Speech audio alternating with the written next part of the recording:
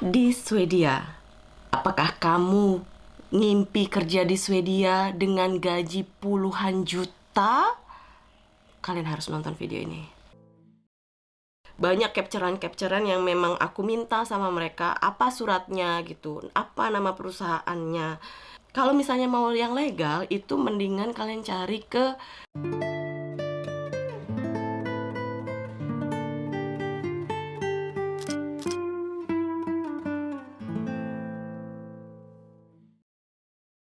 video ini. Akhirnya aku buat setelah berbulan-bulan, bahkan kayaknya setahun setelah aku dapat banyak banget masukan-masukan atau pertanyaan-pertanyaan.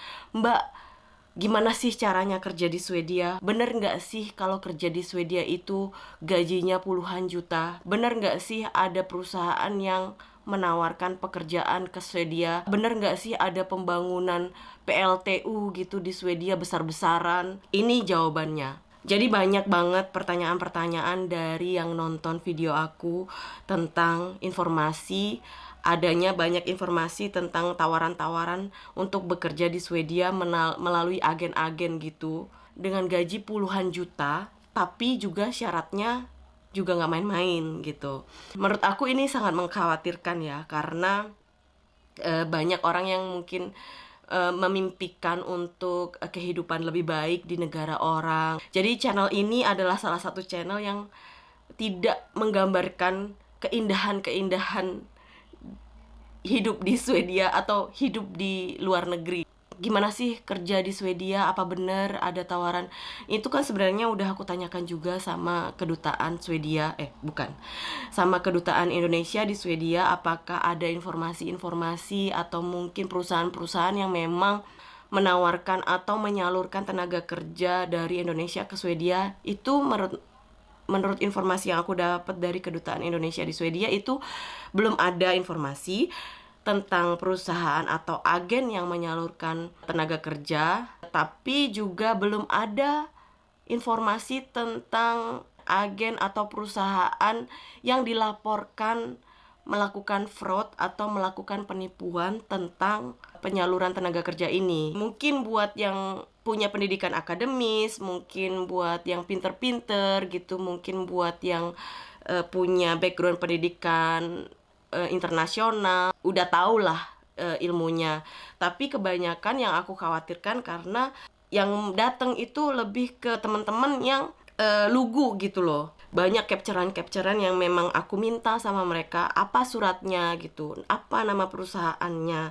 Dan biasanya mereka penawarannya tuh sebagai supir truk, terus kerja di pabrik, terus di restoran, terus kerja konstruksi, terus ada juga yang bilang PLTU gitu, pembangkit listrik tenaga uap. Yang aku tahu di Swedia itu justru malah pembangunan besar-besarannya adalah pembangkit listrik tenaga kincir angin gitu. Itu yang bikin YouTuber Swedia terkenal yang tinggal di pedalaman itu sedih gitu kan, karena akan ada pembangunan PLTU besar-besaran di mana akan memangkas hutan. Setelah aku lihat-lihat gitu, ini kok kayak mengkhawatirkan ya. Jadi iklannya itu biasanya nggak usah lah ya aku tampilkan, nanti takut salah. Jadi pokoknya iklan yang aku dapetin gitu, biasanya dia Instagram, kerja di Swedia, gaji misalnya $2.000 gitu. $2.000 tuh piro ya? Tapi kan di Swedia itu masalahnya bukan dolar gajinya, yaitu mata uangnya krona. Terus kenapa kerja di Swedia tapi gajinya dolar? Itu satu pertanyaan.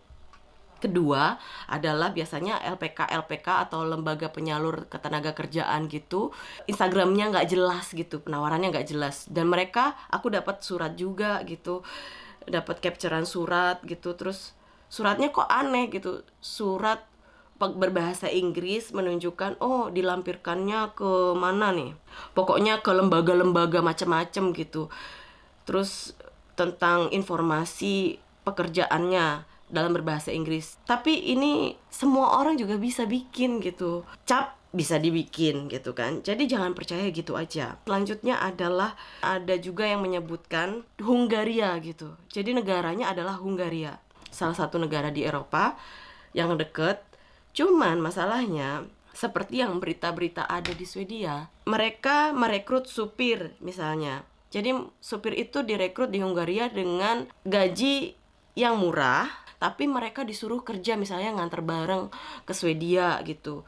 Mereka suruh driving di Swedia. Padahal aturan-aturan di Swedia itu beda gitu. Jadi pernah ada di berita, ditangkaplah mereka supir yang masuk ke wilayah Swedia dari Hungaria karena mereka tidak membawa surat-surat yang benar gitu, yang akhirnya justru jadi masalah ya kan. Jadi ada yang ditawarin, oke, jadi supir gitu. Masalahnya di sini, di Swedia sendiri, kalau untuk nyetir itu aja susahnya bukan main. Untuk biaya nyetir bisa kalian lihat dari videoku sebelumnya, untuk dapetin SIM itu puluhan juta. Itu untuk mobil biasa. Belum lagi nanti kalau misalnya kalian mengendarai truk atau mengendarai kendaraan lain gitu, misalnya mobil box, SIM-nya beda lagi gitu. Dan ada biaya lagi tentunya kalau mengendarainya benar-benar di Swedia. Selain itu, yang berbeda itu adalah musim. Jadi kita mungkin teman-teman yang di Indonesia biasa mungkin nyupir truk di Indonesia atau nyupir di Indonesia, tapi di sini kan negara dengan 4 musim. Jadi nanti bisa bersalju, nanti bisa hujan yang licin, nanti bisa es jalanan. Nggak bisa dengan SIM sembarangan. Selain itu kan bisa membahayakan juga ke pribadinya kalian gitu, kalau misalnya tidak terbiasa dengan cuaca yang ada di negara tujuan. Selain itu, yang kejanggalan lainnya adalah tawaran kerja di Swedia, tapi dengan syarat, maksudnya dengan membayarkan, mereka itu biasanya disyaratkan membayar 70 juta sebagai DP-nya atau mungkin 100 juta. Ya sebenarnya ini kembali ke sampean-sampean gitu keputusannya, karena aku kan nggak bisa bilang jangan, oh itu penipu tuh, itu bohong tuh, nggak bisa. Tapi coba dipertimbangkan lagi, hidup di luar negeri itu tidak semudah yang dipikirkan. Mungkin oh ya gajinya besar, mungkin dari rupiah ya besar gitu, 25 juta tinggal di Indonesia itu besar. Tapi kalau 25 juta tinggal di negara, terutama di Swedia, itu termasuk minimal. Kalian akan duitnya habis untuk tempat tinggal, untuk makan, untuk transportasi. Itu pun kalau resmi ya. Kalau misalnya mau yang legal, itu mendingan kalian cari ke lowongan-lowongan pekerjaan di Disnakernya Indonesia. Itu ada website mereka. Itu biasanya teman aku ngasih informasi kalau kadang-kadang itu ada memang tawaran untuk kerja di Swedia. Biaya mungkin ada, tapi kan lebih ada jaminan pasti gitu loh, karena keluarnya dari Disnaker. Sebenarnya banyak juga sih teman-teman yang di sini yang kerja di pabrik atau kerja di restoran, tapi umumnya yang aku kenal itu adalah mereka yang udah tinggal di sini gitu loh. Orang kalau udah tinggal di sini, mungkin dia punya pasangan orang sini gitu, itu akan lebih mudah lagi untuk bekerja di sini karena mereka tidak harus punya izin bekerja. Kerja di Swedia itu harus ada izinnya. Kalau nggak ada izinnya, itu kalian bisa dideportasi atau bisa diusir, dikirim pulang kapan aja. Jangan sampai dong udah bayar DP atau udah mungkin ngejual sawah, udah mungkin ngejual rumah untuk mengharapkan penghasilan yang lebih besar dan balik modal, tapi ternyata justru malah dokumen-dokumennya nggak legal, nggak sah. Mungkin juga sah, tapi gaji kalian kecil di sini gitu, misalnya 25 juta. Padahal kalian habis di sini tuh mungkin untuk biaya hidup dan tempat tinggal itu mungkin 20 juta. Belum kalian harus bayar pajak. Di sini pajaknya 30%. Jadi berapa yang bisa dikirim ke rumah? Aku sendiri ya, ini pengalaman aku sebagai juga pengangguran yang ada di Swedia, punya suami orang Swedia yang punya izin tinggal tetap di Swedia dan punya izin untuk bekerja di Swedia sudah 1,5 tahun lebih mencari kerja, tapi nggak dapet-dapet gitu loh. Sesusah itu. Mungkin beda-beda ya sebenarnya, mencari kerja itu kayak jodoh, nggak sama, semua orang beda. Ada yang gampang gitu jalannya, ada yang cepet, ada yang mudah. Mungkin yang suaminya mungkin bos gitu di sini bisa bantu gitu istrinya direkrut, itu bagus banget. Tapi nggak semua orang dapat kesempatan itu. Kayak aku, suamiku tidak bisa membantu aku untuk mereferensikan aku atau mungkin meng-hire aku ke perusahaan dia, bukan perusahaan dia, maksudnya ke perusahaan di tempat dia kerja. Aku punya pengalaman kerja di Indonesia sampai 9 tahun. Tapi aku nggak punya pengalaman kerja internasional. Jadi kesempatan aku itu ya paling gampang itu jadi cleaning service atau jadi pekerja di restoran. Tapi aku kayak lebih pengen untuk melanjutkan pengalaman kerjaku. Karena sebenarnya sangat disesalkan ya, udah punya kerjaan tapi harus pindah ke luar negeri hanya karena untuk menikah. Itu pengorbanan loh sebenarnya. Karena kita kan udah settle istilahnya, tiba-tiba harus pindah ke negara orang, benar-benar baru, harus memulai belajar bahasanya dulu, belajar gimana sih sistem kerja di sini, terus gimana sih budaya kerja di sini.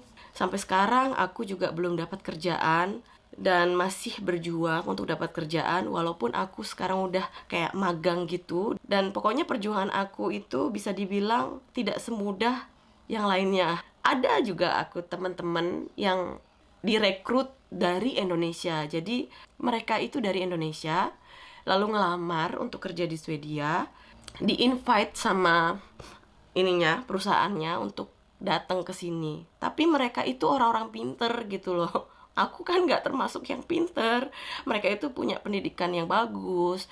Tapi intinya coba dipertimbangkan kembali buat kalian-kalian yang dapat tawaran menggiurkan dengan gaji yang tinggi, karena di sini juga biaya hidup itu sangat tinggi. Jadi belum tentu kalian bisa balik modal atau justru kalian malah terjebak hutang dan kalian harus kerja panjang gitu loh di sini. Ada mungkin cerita-cerita sukses, tapi kan nggak semuanya. Dan ya aku berdoa aja yang terbaik. Aku sendiri juga pernah ngelamar jadi server restoran, terus pelayan di restoran, terus juga kuku nail art gitu. Terus apalagi ya, bed nanny, terus juga jadi penjaga butik gitu. Giliran pas mereka mau, kayak aku tuh nggak cocok. Tuh kayak restoran Jakarta udah pernah aku lamar.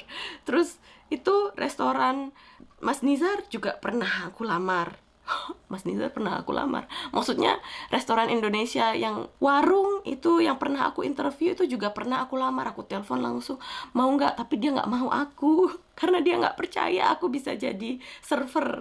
Jadi aku karena sudah mendaftarkan di Dinas Tenaga Kerjanya Swedia, karena aku nggak dapetin pekerjaan selama lebih dari 15 bulan, aku dapat hak untuk disubsidi gajiku kalau ada perusahaan yang mau merekrut aku gitu. Subsidinya itu dari pemerintah itu sebesar sampai dengan 22.000 kroner atau 30 juta ya lebih.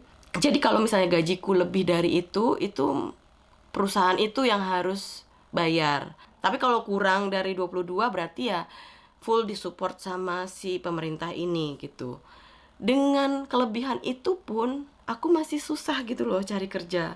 Jadi kalian bisa bayangin sendiri gimana susahnya cari kerja di Swedia. Tapi buat yang dengan mudah dapat kerjaan di Swedia, aku juga selamat dan semoga semua orang juga mengalami yang sama gitu. Tapi sama kayak perjodohan, ada yang dapat jodohnya cepet, ada yang dapat jodohnya lama. Ya kayak aku gini, aku dapat jodoh suami juga lama, kerjaan pun juga lama. Sedih ya kan. Tapi ya begitulah nasib. Itu dia sharing aku untuk kali ini, supaya kalian bisa mempertimbangkan kembali kalau misalnya kalian mau memutuskan mencari kerja di Swedia. Tapi buat yang pinter-pinter, yang buat pendidikan atau yang buat pendidikan, background pendidikannya di luar negeri, ya nggak usah takut lah, kalian gampang aja gitu dapat kerjaan. Semoga video ini bisa ngebantu buat yang menanyakan kemarin-kemarin ini, atau mungkin berikut-berikutnya kalau misalnya ada tawaran-tawaran kerja di luar negeri. Jangan sampai kalian terjebak, harus tetap hati-hati. Oke?